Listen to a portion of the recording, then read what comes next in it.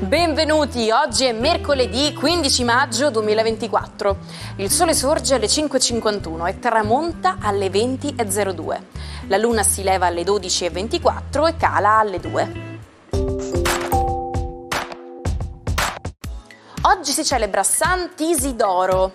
Il nome Isidoro deriva dal greco e significa dono di Iside, antica divinità egiziana. Oggi 15 maggio si celebra la Giornata internazionale della famiglia, una data dedicata al riconoscimento dell'importanza delle famiglie come pilastri fondamentali della nostra società. Questo evento globale mette in luce il valore delle famiglie in tutte le loro forme e diversità e sottolinea la necessità di politiche che supportino il loro benessere.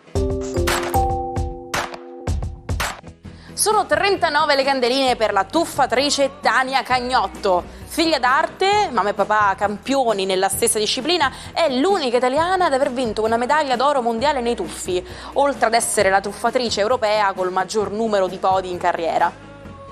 Giorgio Mastrota, popolare conduttore televisivo degli anni '80, festeggia oggi i suoi 60 anni. Dopo aver condotto il gioco Nati per vincere è diventato il re delle televendite, con un breve intermezzo nel 1999 alla guida del programma Meteore. Flavio Montrucchio, attore e personaggio TV, compie oggi 49 anni. Dopo la vittoria del Grande Fratello nel 2001, ha debuttato nella soap 100 vetrine, diventando uno dei personaggi principali per 5 stagioni.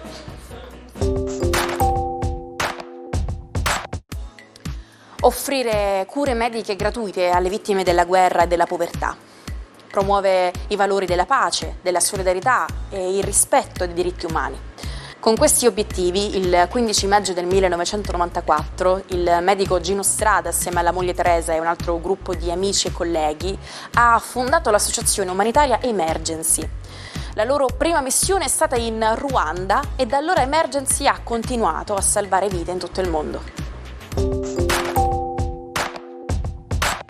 La nascita dello smoking jacket, l'abito da uomo, è legata al tabacco.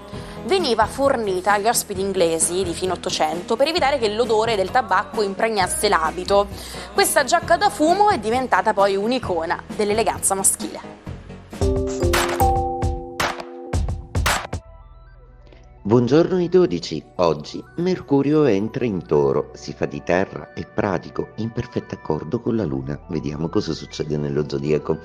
Ariete, è un Mercurio che si fa pratico per voi, un Mercurio che parla di economia, di mosse da fare, da decidere su un piano strettamente pratico, utilizzate bene quindi l'ispirazione e dove vi condurrà questo Mercurio, un po' più interessato a farvi stare bene. Toro, Mercurio non è sicuramente un ospite semplice per voi, visto che va sempre un po' troppo veloce, ma per voi in questa configurazione significa interessarsi un po' di persone più giovani, di piccoli in famiglia, di qualcosa che prende comunque una piega decisamente interessante e dinamica, aumenta di molto la vostra capacità dialettica e diplomatica.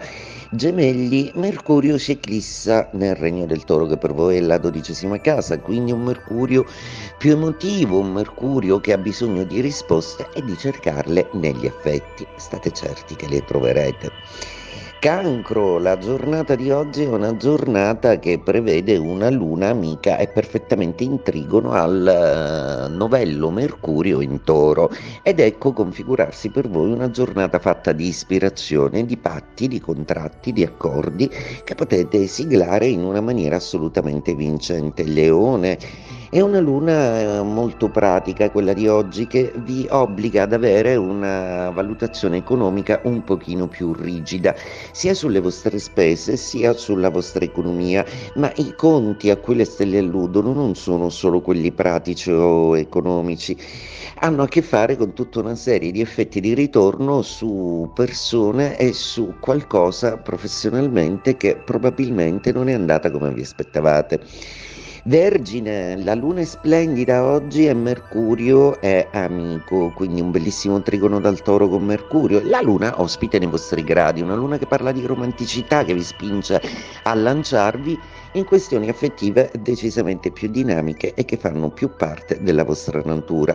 Le quadrature con Venere, Urano, Giove e Sole presagiscono un po' di bailam lavorativo e professionale che aggiusterete tutto anche con un aiuto legale.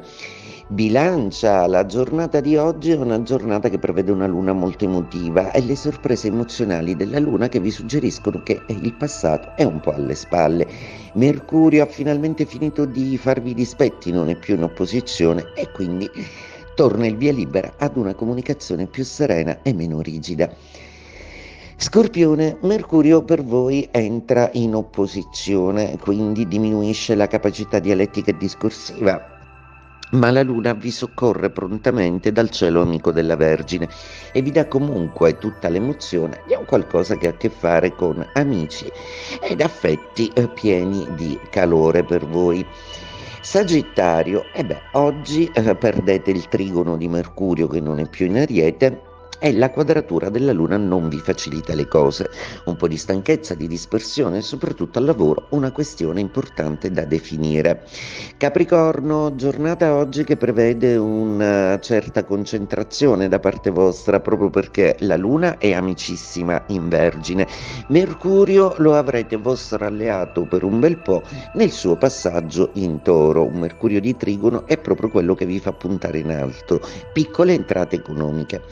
Acquario, Mercurio entra in quadratura e chiaramente diminuisce un po' la vostra capacità dialettica. Preferirete stare a osservare. Mercurio e Plutone entrano in quadratura, il che significa che potreste subodorare qualche bugia dettavi da qualcuno che potrebbe mettervi un po' a disagio.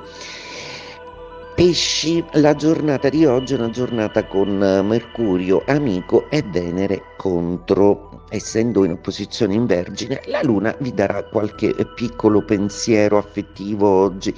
Probabilmente potreste scoprire che una persona non è proprio quella che voi immaginate, ma che per questioni di interessi potrebbe rivelarsi con una sfumatura un po' diversa da quella che credevate. A Torino, all'alba del secondo conflitto mondiale, Mussolini è accolto da 50.000 operai, con l'imprenditore Giovanni Agnelli in prima fila. È il 15 maggio del 1939 e viene inaugurato a Torino lo stabilimento automobilistico di Fiat Mirafiori. L'azienda passa alla storia per i numeri straordinari dell'epoca e diventa presto uno dei simboli di quella che nell'arco di tutto il Novecento viene definita come la città industriale per eccellenza. Oggi scopriamo il significato dell'espressione "It's not my cup of tea", che letteralmente significa "non è la mia tazza di tè". Non siamo a un tea party, ma questo modo di dire è molto comune per indicare che qualcosa non interessa o non fa al caso nostro. L'origine di questo modo di dire risale alla tradizione del tè delle 5, tipica della cultura britannica, of course. E in Italia, qual è l'espressione che si avvicina di più? Si potrebbe utilizzare l'espressione "non è un mio problema", per indicare che qualcosa non è gradito.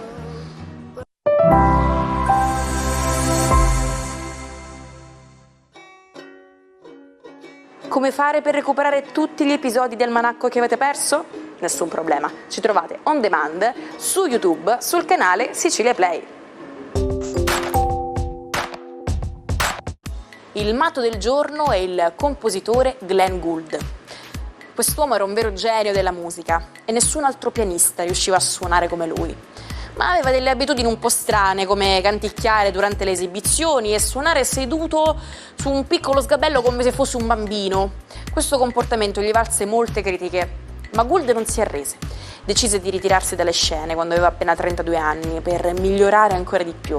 E ci riuscì davvero bene, perché la sua interpretazione del clavicembalo ben temperato di Bach fu scelta dalla NASA per essere inserita in un disco inviato nello spazio nel 1977. Ci salutiamo con la frase del giorno. La gente spesso definisce impossibili cose che semplicemente non ha mai visto. E io sono sicura che voi non avete mai visto la puntata di domani, che ancora deve andare in onda, quindi ci vediamo domani con un'altra imperdibile puntata dell'Almanacco.